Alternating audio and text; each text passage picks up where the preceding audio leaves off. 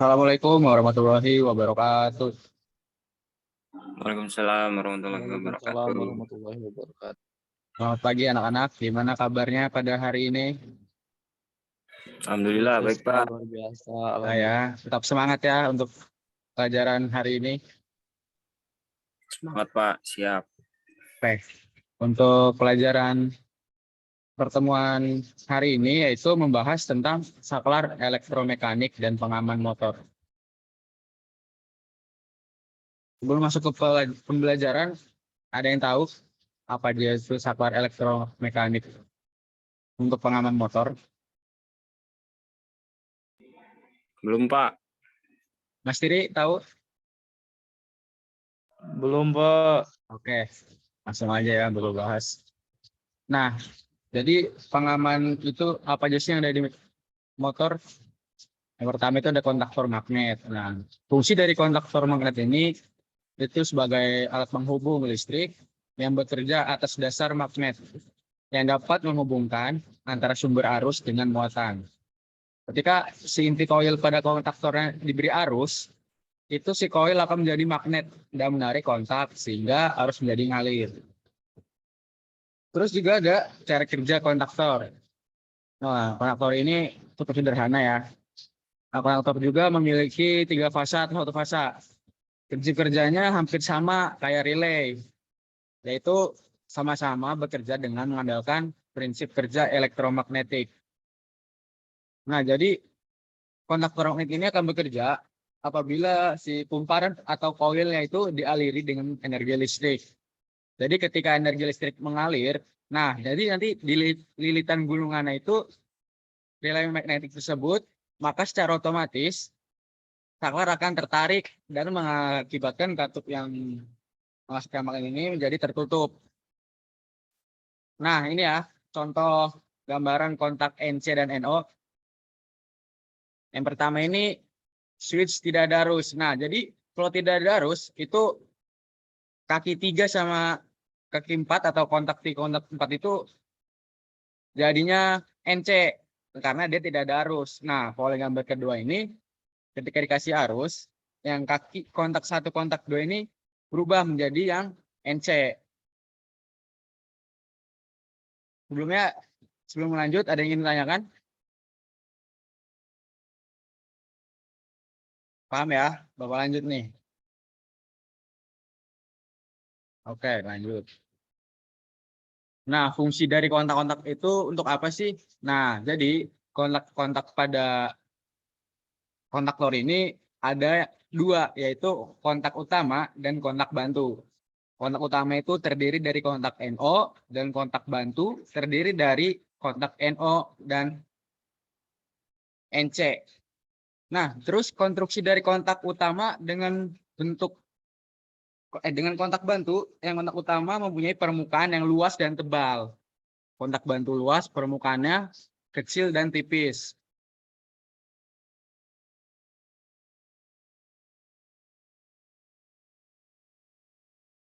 Selanjutnya ada notasi dan penomoran kontak-kontak kontaktor. Nah, dalam kontaktor itu ada kontak bantu dan ada kontak utama dan kontak bantu. Untuk cara mengetahuinya itu ada kalau kontak utama itu L1, L2, L3. Nah, jadi di kontaktor itu ada angka-angkanya agar kita tahu kalau untuk kontak utama itu berapa aja. Yaitu ada 1, 3, 5, 2, 4, 6 itu kontak NO. Nah, untuk penggunaannya itu ke jala-jala atau ke motor. Nah, jadi kontak utama itu sebagai hanya untuk ini aja start bisa lah karena kan dia sebagai kontak utama ya. Nah, terus kalau kontak bantu itu angkanya 13, 14, NO itu sebagai pengunci, terus 19, 20, 31, 32 jenis kontak NO bisa fungsi lain untuk tambahan jika memang diperlukan. Nah, untuk 21, 22, 41, 42 itu jenis kontaknya NC. Nah, dia digunakan untuk proteksi dan fungsi lainnya juga bisa. Terus ada kumparan magnet atau coil. Penggunaannya itu di A, B, A1 atau A2 ya. Jadi di kontaktor itu ada A1 dan A2. Nah, ini ya untuk konstruksi kontaktor magnetnya bisa dilihat. Jadi di kontaktor itu ada tempat koil, terus ada di bawah tempat koil itu ada inti tetap. Nah, kontak tetap untuk kontak utama itu yang untuk 135 kalau nggak salah ya. Terus yang kontak tetap untuk kontak bantu. Nah, gitu. Bisa dilihat untuk konstruksinya ya walaupun kecil tapi dalamnya sangat rumit ya. Karena memang sangat berguna kontaktor magnet ini untuk di rangkaian instalasi motor listrik. Nah, selanjutnya setelah kontaktor itu ada TOR, thermal over relay. Di mana ini untuk proteksi motor dari arus yang berlebih. Bila arus yang melewati motor terlalu besar, maka motor akan rusak. Makanya di TOR itu digunakan di instalasi motor listrik ini untuk memutuskan rangkaian apabila ada arus yang melebihi batas beban. Nah, relay ini dihubungkan dengan kontaktor pada kontak utama 246 sebelum ke beban. Gunanya untuk mengamankan motor atau memberi perlindungan kepada motor dari kerusakan akibat beban lebih. Apa sih prinsip kerja TOR itu? Nah, prinsip kerjanya ini ketika ada pemuaian dari benda bimetal, apabila benda terkena arus yang tinggi, maka benda akan memuai sehingga akan melengkung dan memutuskan arus. Arus yang berlebihan akan menimbulkan panas. Nah, jadi sehingga kalau panas dapat membengkokkan benda bimetal yang ada di dalam si TOR ini. Nah, untuk mengatur besarnya arus yang lewat di TOR ini dapat diatur ya dengan penentu arus dengan menggunakan obeng. Nah, bisa dilihat di gambar sebelahnya. Itu bisa diatur biar menentukan arusnya itu nggak berlebihan. Nah, selanjutnya ada TDR atau timer delay relay. Nah, gunanya ini untuk apa sih? Untuk penunda batas waktu. Banyak digunakan dalam instalasi motor. Biasanya itu digunakan itu untuk waktu berhenti secara otomatis atau nyala otomatis juga bisa. Peralatan kontrol ini dapat dikombinasikan dengan peralatan kontrol lain, contohnya dengan MC atau magnetic conductor, TOR, dan lain-lain. Nah, jadi kalau voltase sinyalnya telah mengisi penuh kapasitor, maka si relay ini akan terhubung.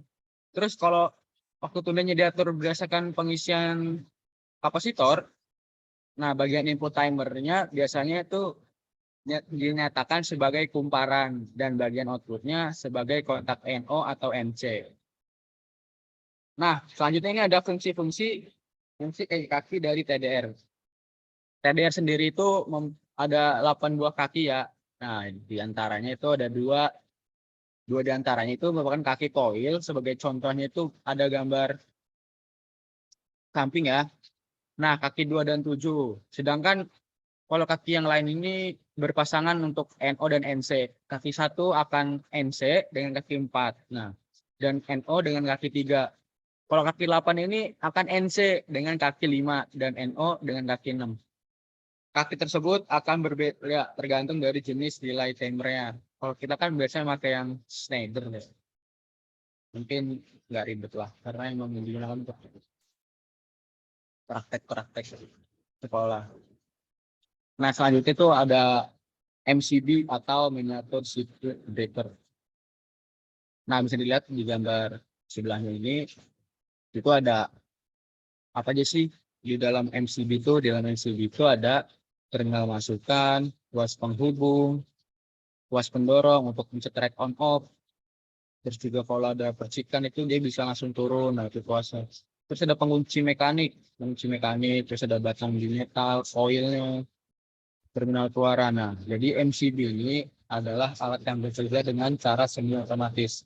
Jadi MCB ini dapat memutus atau menghubung rangkaian arus listrik dengan cara mekanis dan dapat juga mengamankan rangkaian arus listrik dengan cara otomatis bila terjadi hubung singkat serta beban lebih dalam suatu rangkaian. Prinsip kerjanya sendiri yaitu dengan menggunakan bimetal. Bila kawat resistansi yang terdapat pada bimetal dialiri arus yang melebihi harga nominalnya, maka bimetal akan bergerak melengkung akibat panas.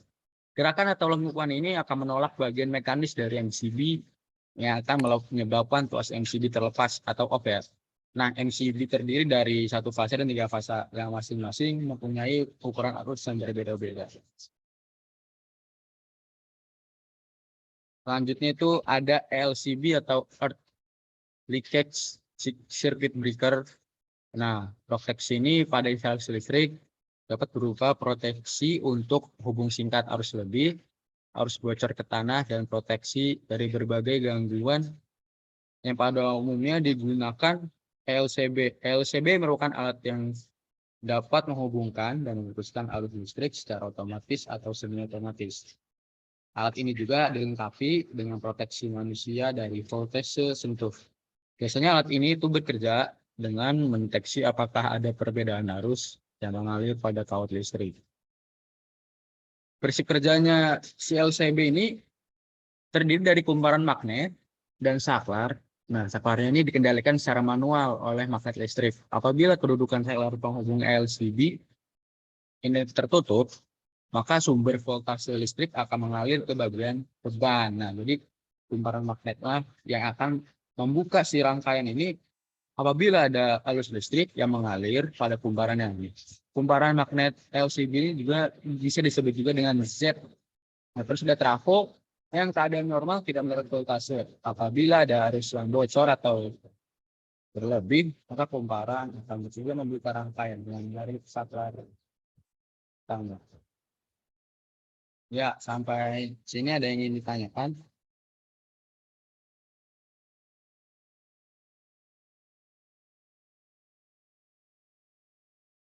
Ada?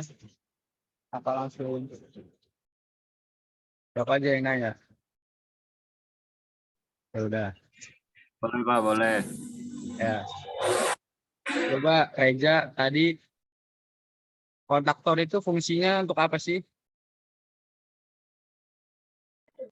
Konduktor itu sebagai pengaman Pak, intinya sebagai pengaman. Sebagai start motor juga bisa Pak, seperti itu. Sederhananya sih begitu Pak. Ya, bagus sekali. Satu lagi ya, Mas Tiri. Menurut Mas Tiri, tadi Tor itu prinsip kerjanya seperti apa ya? Sore apa ya? Iya, Tor. Tor itu kan beban apa sih pengaman beban lebih ya Pak? Di dalam tor itu ada keping bimetal yang fungsinya kalau seandainya ada arus lebih itu keping bimetalnya bakal melengkung Pak karena kepanasan dari arus yang berlebih yang digunakan. Jadinya benar. terjadi trip.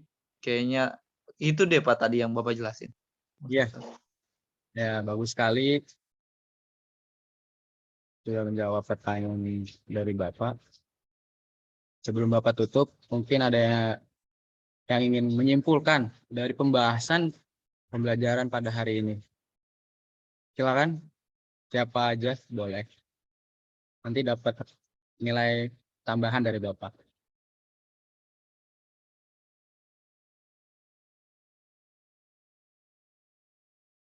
Mungkin Mas Tiri, Reza, Evi Nur, Bima, ingin menyimpulkan? Saya Pak, Iya, silakan Reza. dari tadi pembahasan mengenai saklar elektromagnet yang tadi dibahas terdapat beberapa jenis Pak, ada kontaktor, ada Tor, kemudian ada ELCB, masing-masing fungsinya itu berbeda-beda, namun bisa dikatakan juga semuanya itu sebagai pengaman Pak. Cukup sih Pak. Ya, terima kasih Reza. Kesimpulannya. Mungkin itu saja yang dapat Bapak sampaikan dalam pertemuan hari ini. Nanti kita ketemu lagi di pertemuan berikutnya. Bapak akhiri saja, kurang lebih mohon maaf. Wassalamualaikum warahmatullahi wabarakatuh. Waalaikumsalam warahmatullahi wabarakatuh. Terima kasih, Pak.